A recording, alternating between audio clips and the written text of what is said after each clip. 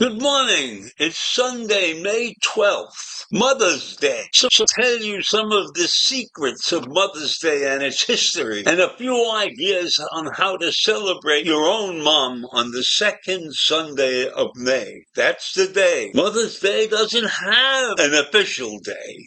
There are debates about who came up with the holiday first and lawsuits about who can use the name Mother's Day. One of the founders tried to get the holiday scratched from the books, even after it was recognized as a national day. And besides that, there's a big fight about where the apostrophe goes in the name of Mother's Day. Well, it goes between the R and the S at the end. So Mother's Day started in the early 1900s. And a woman named Anna Jarvis started a campaign for an official holiday honoring mothers in 1905, the year that her own mother died.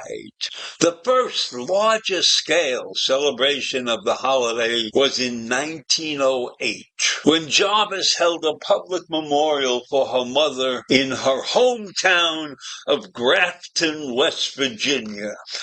And over the next few years, Jarvis pushed to have the holiday officially recognized, and it was celebrated increasingly more and more in states around the United States. And finally, in 1914, President Wilson signed a proclamation making Mother's Day an official holiday to take place on the second Sunday in May. So then it has no official date, but it has the second Sunday of May all to itself. Now, Jarvis put Mother's Day on the calendar as a day dedicated to expressing love and gratitude to mothers and acknowledging the women's sacrifices that they make for their children. And that's why she was determined to keep Mother's Day a singular, possessive, as marked by the apostrophe before the S. Interestingly, her own mom played an important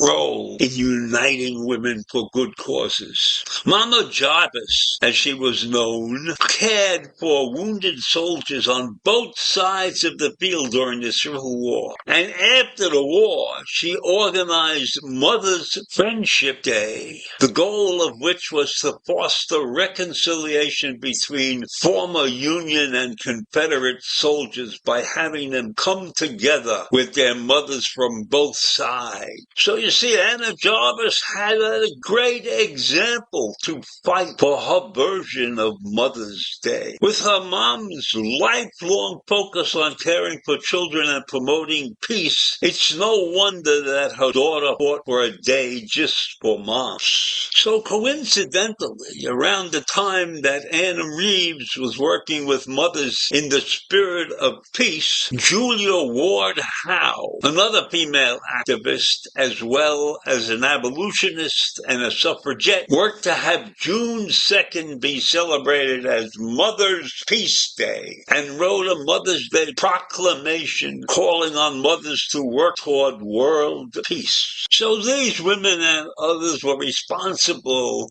for bringing Mother's Day to the American culture. But there were celebrations of motherhood going back a long way, and such celebrations sometimes involved the worship of a mother deity, such as the goddess Isis in ancient Egypt, or Cybele and Rhea in ancient Greece.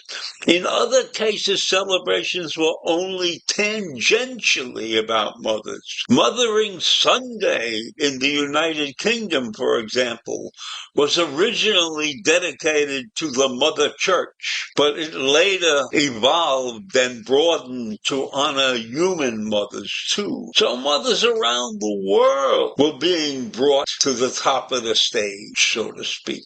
It wasn't only in the United States that many were prepared to celebrate women and mothers. So as Mother's Day was becoming a success, Anna Jarvis was not really very happy. In the first years, the holiday was observed by Jarvis as florists and candy makers and card makers and even charities used Mother's Day as a way to make an extra buck.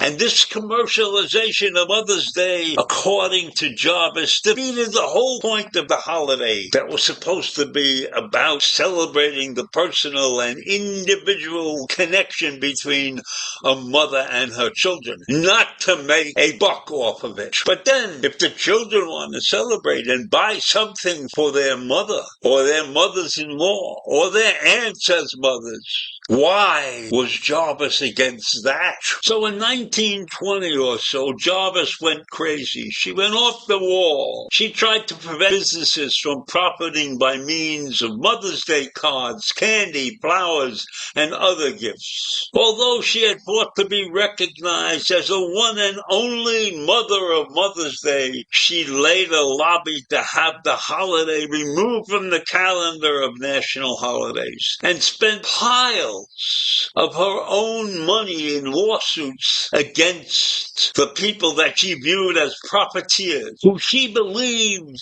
were using the Mother's Day name in vain. What did she really expect in a country like the United States? That there would be many out there who would try to make a buck off of anything. But was that a disgrace to provide young men and young women with the opportunity to celebrate a great day by giving a gift beyond the love? Was that a terrible crime?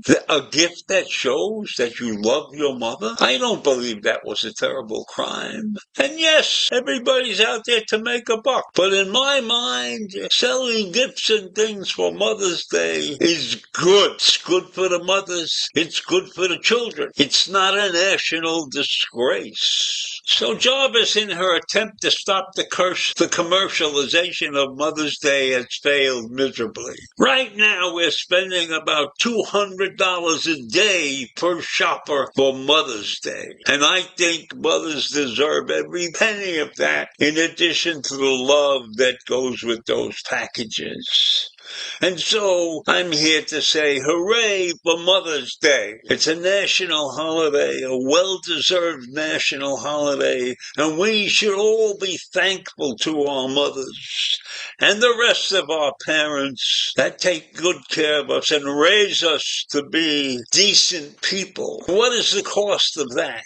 And it's well expressed by the gifts that we give to our mothers. So I'm in favor of Mother's Day. I'm in favor of the gifts, and I'm in favor of having a great time on Mother's Day. So I'll leave you with that this morning. Have a great day. Have a great Mother's Day. Take care.